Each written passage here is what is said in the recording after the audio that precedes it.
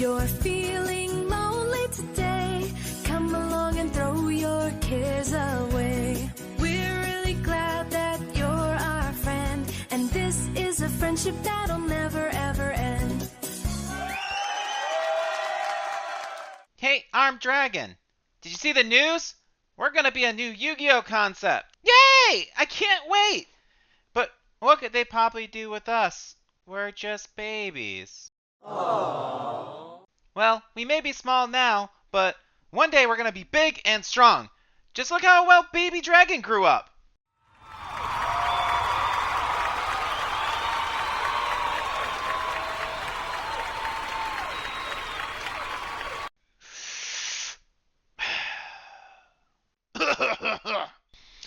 They don't care about you. They act like they do, but shiny new cards come out and you're instantly forgotten.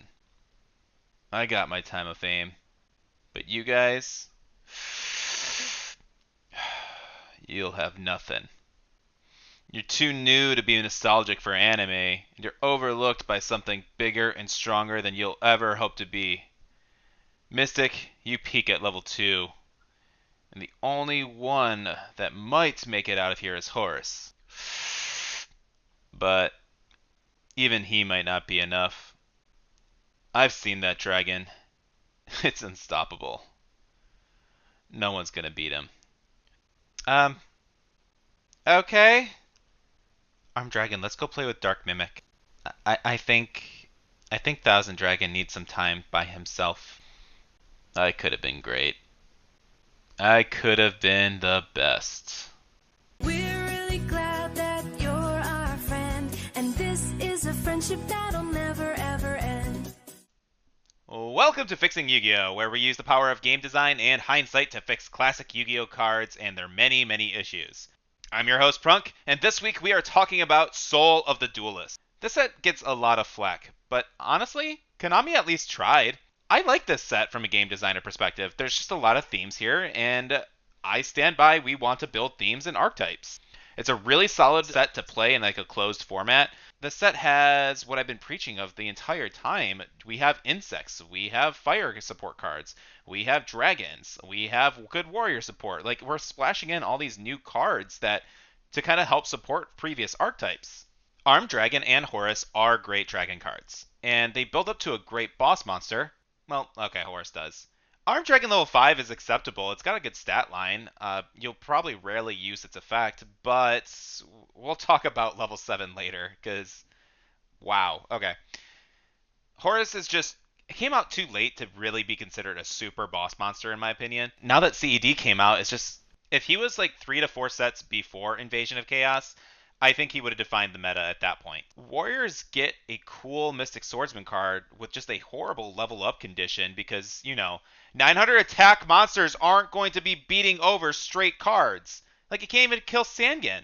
Alright, I don't know. I've already been able to level him up a few times, but that's because I was playing Gaia Power as a kid and a bunch of equipped spells, which are really bad. I do like in this set that they kind of rehash like Maneater Bug, Muka Muka, and Han Han. I think it's just a kind of in touch of, hey, good nostalgia, but hey, these guys are better, but they require tribute flip effects. Oh, and the Baseball Kid, this guy is awesome in a pure fire deck. I have burned some good wins with him and just gotten him pretty large, especially if you play Molten Destruction. He is a proud fire card. Cards that did hit the mark of meta would really just be like Ninja Grand Master Suzuki, who was a solid light body that could out Spirit Reaper, which was desperately needed. Hammer Shot does replace Fissure, but I kind of like Smashing Ground better personally. Monarchs, the Mobius came out for that back row hate. Horus level 6 is a solid tribute and replaces Jinzo in a lot of decks. Some people prefer to play this over the Jinzo. So we did get a lot of good cards. And again, I'm not always looking to fix the good ones, or never really looking to fix the good ones. I'm here to help the bad ones. And nothing is worse in this set than most of these level monsters.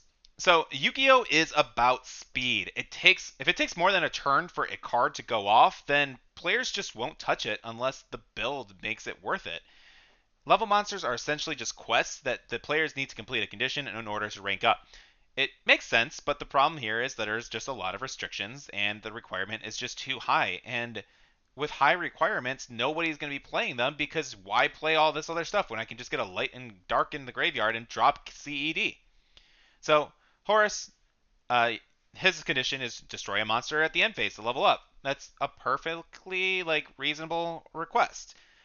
He's the easiest to complete because you get the immediate effect. Not only do you just have to normal summon it and crash over Witch, Zangan, a tomato, whatever they're playing, but then at the end phase you're going to bring out Horus, who's going to start negating targeted spell cards. It's not OP yet, but it's definitely an obstacle that the player has to overcome.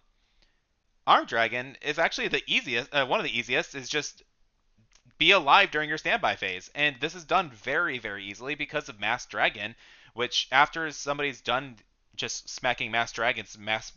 Like if somebody has 3 cards in the field and they play Mass Dragon, you're probably bringing out all Mass Dragons until you can last attack. And when they can't attack you anymore, you bring out Armed Dragon. So let's start with Armed Dragon because it's really the one that we have to kind of fix at least. Armed Dragon level 3 is solid. Level 5, honestly, okay, yeah, it's not the best, but it's the fact to kind of discard. It can get out recruiters, so you discard your own recruiter in hand to make sure that their recruiter doesn't go off. It can be good, but level 7, this one does have an easy fix, but let's read it as it stands. Cannot be normal or set. Must be special summoned by level 5. You can send one monster from your hand to the graveyard. Destroy all monsters your opponent controls with attack less than that attack equal to that sent monster's attack. Okay, the problem is this card has to be leveled up through level 5, which is appropriate. And again, it's not the end of the world. If Armed Dragon level 5 does survive the one turn, then this guy does come out onto the field. But it is most of the time just a dead draw into this card. So the easy fix that I would really make you say, hey, this is an actual boss, and so you're getting it out in 3 turns, would just be discard a card and destroy all monsters your opponent controls. Or just make it destroy a monster your opponent controls. Just 1-for-1 trade. If you're discarding Sinister Serpent, which a lot of people are in here, I discard a card, I blow up a card. That's totally fine with me, and I honestly think that's a fair trade compared to some of the other boss monster power levels at this point. So that would be my fix, is just discard a monster, destroy a monster. I think that is the best way to go around Armed Dragon level 7, and I think at that point people would see play. But as Armed Dragon stands, nobody puts this card into their deck because its secondary effect just isn't worth playing the brick. And often if you're playing one, it's always going to end up in your starting hand. That's just how it is. Because you don't want it there. We are established with those 2 cards that if they're going to stay on the field, there is going to be hell to play. With Horus and Armed Dragon, they're big boss monsters. In 3 turns, you get Baby out, you don't do anything about Baby. Teenager comes out, you don't do anything about Teenager. Daddy comes out. Or Mama, however. I mean, women can beat you up too. So, especially my mom. My mom is scary. Do not piss off Italian women. Also, yeah, I'm Italian. I don't look it. I'm pasty as all hell. But it's because I stay inside, okay? Outside burns. So, those are 2 really good boss monsters. But let's look at Mystic Swordsman. This is a level 2 card. It is a great side deck card. It is researchable by Rhoda. And it swings over things like Spy that you're expecting your opponent to play. Maybe they set Magician of Faith. Maybe they set a Spirit Reaver. But just dropping this, and hey, now you're not getting that effect because it's just automatically destroyed because of this card. It is great.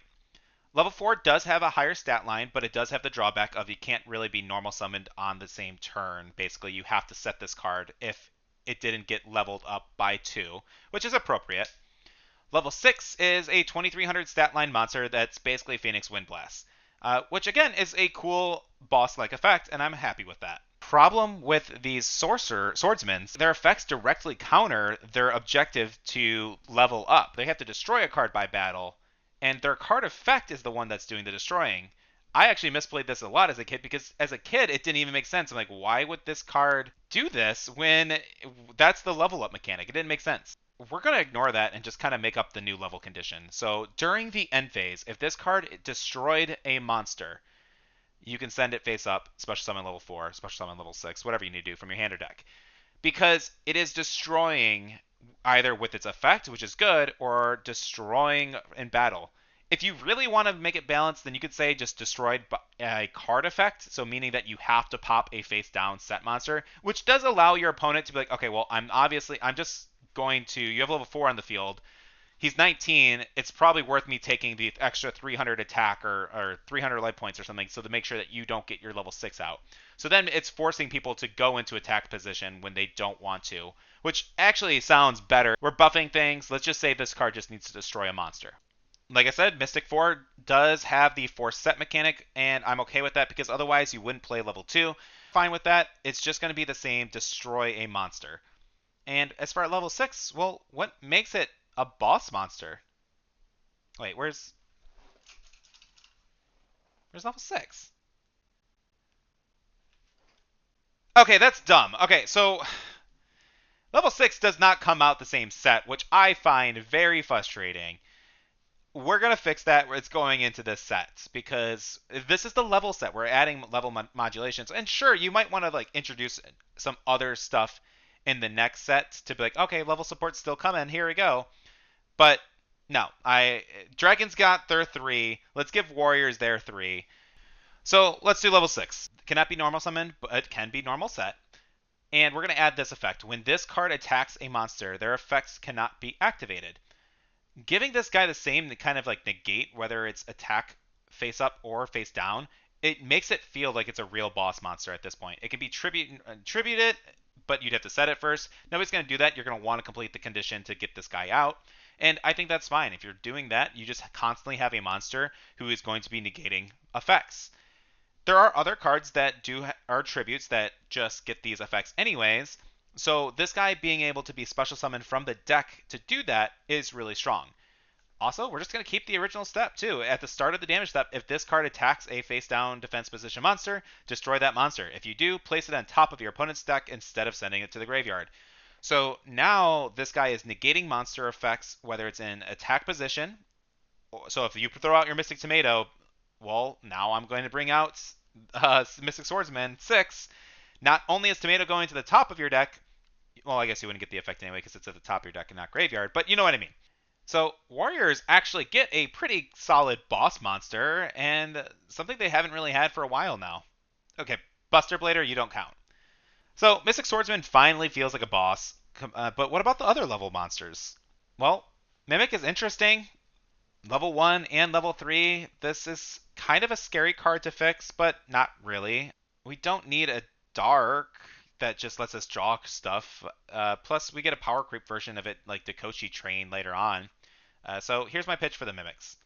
Level 1, flip, draw 1. During your end phase, you can send this card from your hand to the graveyard to special summon level 3. Why this is important? It's because it requires it to be on your standby phase in order to actually get this Mimic effect, which stopped this card from really being played. I mean, some people still opted to play this card as just a upstart goblin to play a 39 card deck in a sense, but it just never actually resolved its secondary effect because it wanted you to flip summon this card at like, what is it, like a 400 defense. So your opponent had to not attack your face down.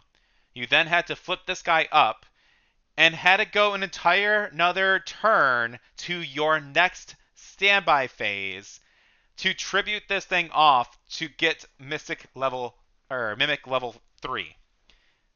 Konami, do you not get your game? That's not how this game works. Like, that would be like the brickiest deck ever if your opponent couldn't stop this.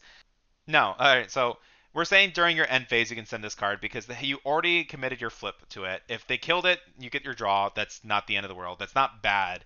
But if they don't kill it, flip summon. At the end phase, special summon Mimic level 3. God, Konami just blows my mind sometimes. Some of these cards just really. So let's go level 3. We actually don't have to change it. It can be the draw 1 as it never was really used for the draw. Just kind of get the second effect. So hopefully Mimic will let you get out level 3 at this point. And I think Mimics are fine now at this point. All right, now Ultimate Insect level 1. Let's... Oh, for crap's sake. Why is it released alone? No, Rise of Destiny, you get some other stuff, but we're taking insects. Or we'll give this to Rise of Destiny. I don't care. But I'm going to fix it now because we're talking about level monsters and this frustrates me. Insect level 1. I'm fluttered. All right, so while this card is on the field, it is unaffected by the effects of spell cards. During your standby phase, by sending this face-up card to the graveyard, special summon level 3 insect. from your hand or deck. You cannot activate this turn the turn it's normal summon, special summon, or flip summon. Well, it's your standby phase, so I'm not sure why or how you get this. But the condition is easily met because you're playing the Howling Insects now, which is basically the Masked Dragon for bugs, which it's a solid recruiter. It does it what it needs to be doing. So level 1 goes to 3. If this card was special summoned by the effect of Ultimate Insect level 1, while it remains on the field, all your opponents lose 300 attack. Okay, that's cool. During your standby phase, send it to the graveyard, get level 5. Okay. Also, level 5 doesn't come out until the set after Rise of Destiny. So literally, you get level 1 Insect in this set, you get level 3 Insect in the next, and you get level 5 in the following. That is so dumb. Anyway, so here's my pitch, because it feels weaker as it evolved. What happened to that spell negating or unaffected by spells? Like, that was cool. Horus has that, so you don't feel like it's overpowered. Are you just afraid that this is going to be a Horus clone? I think that dragons have more support, so buffing insects as a whole isn't the end of the world. In fact, they desperately need it, especially considering Weevil is probably the coolest anime Yu-Gi-Oh character ever. I don't even like bugs. I just like Weevil. He's so evil. Weevil, evil, evil, evil. Anyway, it doesn't get weaker as it evolves, so let's just fix it. If this card is special summoned by the effect of Ultimate Insect level 1, while it remains on the field, it becomes unaffected by spell cards, and all of your opponents lose 300 attack. Because it's evolving. If it's evolving, it doesn't forget some of its previous skills. At least I don't think so. I'm not a bug. What's a bug guy who studies bugs? I'm not a guy who studies bugs. Look, okay, you're watching my YouTube channel about Yu-Gi-Oh! I'm clearly not that smart. This does give it feel like the insect is really evolving, and it's leveling up. It's getting stronger. And level 5, that is in Flaming Eternity, 2 sets from when this card was originally released.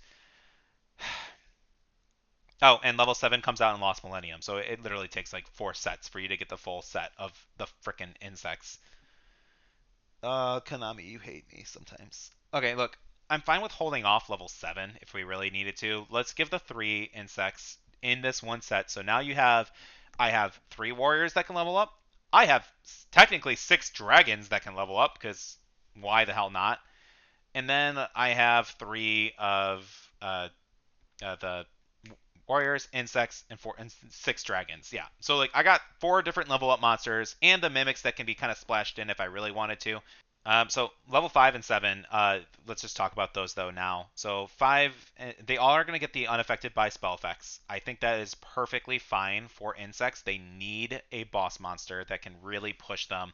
And I'm not saying that they'll be meta, but let the bug players have some fun with bug stuff. And it does kind of support a lot of our themes, because we rebuilt like Cocoon of Evolution and stuff to really give them that feeling of, hey, bugs are about growth in the long term. May not be the best, and nobody's claiming bugs will ever be meta. Alright, well, Insectors were cool. Anyway, sorry, I keep rambling. Level 5, unaffected by spell cards, monsters lose 500 attack. It keeps its basic effects. We're just basically adding the cause of unaffected by spell effects. Level 7, same thing. It is unaffected by spell effects, and monsters on your opponent's side of the field lose 700. So if you're going to go through the 4 stages of evolution to get this Ultimate Insect level 7 out, you've put in the work. Let this card run, because, okay, yeah, it's unaffected by spells. It's 2600, and it's causing everything to lose 700 more. So Blue Eyes is down to 23. Not that you're playing Blue Eyes, but CED is at 23. You can beat over it. Not that CED should have like let this thing happen on the field anyways, but you know what I mean. CED now just can't be. CED basically gets summoned to the field, and if you don't have enough life points to pay, then you're basically SOL, like, because you're gonna not be able to swing over this bug. I think it's gonna be cool because it will force players to play like things like My Body as a Shield, really protect their ultimate insects. And if you do manage to get to 7, you're probably winning the game. I'm probably stopping at 5, to be honest with you, but 7 would be cool as well. I'm not gonna lie. I'd probably throw in. It's a 1 of 7. It's a 1 of 5. But I think that's totally fine, and it's a cool deck that I'd be excited to try out. These level monsters all got a pretty nice buff. They are either easier to summon, easier to get their quest condition off, and just really make them feel like they're endgame boss monsters now instead of just whatever they were. So those are the level monsters introduced in this set. Everyone should have at least of the twos. I feel like we maybe I like the three of, so I would probably splash. Hey, I want the three insects in here. I want three Horus. I want three of this. And if people are liking them and they're popular and they're doing well, hey, let's give them more support down the road. As far as with Konami, so what's left? Well, honestly, not much. This was a really small set. It only had 60 cards, so there's not much to really unpack here. Fixing the level monsters in the main thing, but let's look at some of the other stuff and see if we can help them. But a lot of these supers are actually really bad, but they're filler cards. The hollows in this set were filler. Um, Penumbral Soldier Lady. This card gains a 1k attack when it is already a tribute monster, bigger than all the other light monsters than like BLS. So this guy attacks a light monster, it gains 1,000 attack. So it does out Blackluster Soldier. Cool. That's it. Not sure when people would actually be playing this card. I would just probably keep it simple and say when this card battles a light monster, destroy it before damage step. So that way it's just it can out some of the recruiters, it can out DD Warrior Lady. The like attack gain doesn't actually matter. The destruction effect matters, and people might cite this in. We buffed agents. I don't expect this card to be anti-agents because agents weren't that amazing, but I think this card would be played in like a Monarch deck or something of, hey, well, this isn't necessarily a Monarch, but hey, it's a one tribute card with a decent effect. And let's just say, I think Monarchs were played during Bujin era for a little bit. Was that when the structure deck came out? I don't know. But I think the destruction effect is more important than the stat gaining effect, and that would make this card a lot more playable, and people would probably throw it in their side deck as a one or two of, because if they are playing a light deck, you might just need it. I mean, we took a look at that 2004 deck with 3 DD Warrior Ladies. I would be siding this card into my deck because of Warrior Lady is terrifying. Ectoplasmer is actually a good stall. It's okay, it's not good. It's interesting. It's just a burn your card or tribute your card. It does leave your fields open, which is interesting. It's a unique card that I don't think it needs a fix. It's just somebody has built out there has probably built a cool deck with this card, so I don't think it needs a fix. Hallowed Life Barrier is such a situational card. You can remove the cost to discard because it's already so situational. I don't think it needs that kind of payment to play this super situational card. And honestly, the rest of these other guys these are really just filler that probably never expected to see play. I do have a cool idea for Sandwich. I think it's kind of neat. So Sandwich, when this card is sent to the graveyard, search your deck for a monster with either 1500 attack or less defense. Attack or defense less than 1500. So it either gets Sangan's effect or it gets Witch's effect when this card is sent. And you just got to search for Witch and Sangan because you use polymerization. Unless they were in your hand, then you don't. But I think that's kind of cool. I would actually probably add the clause of like when Sandwich leaves the field, gain this effect. So that way you can always guarantee that you're getting that search with Sandwich, which is kind of neat. So somebody compulses it, I still get Sandwich effect. Aha! I know that they came out with a ruling, which did not know until actually about last year, that Absolute Zero, if you compulse him back to the extra deck, he apparently doesn't get his nuke, which was awesome because it saved me, but I was really expecting the worst end of the game that way, and I found out the weird way. So, guys, tell me what you think. Are these changes good? Are they bad? Are Solo Duos a horrible set? Is it a great set? Did you enjoy this set? I actually really enjoy it. I think all the Arm Dragon cards are cool. I like playing them in a progression series, and if I do manage to pull some of these guys, then I probably will run them in my progression series. But please let me know. Like, subscribe, comment, do YouTube stuff, and if you like all this stuff, then just tell me how bad I am or how great I am, because I like reading your comments, and even the haters are always fun to mess around with sometimes. So, love you all. Thank you again. Peace out. Like and subscribe.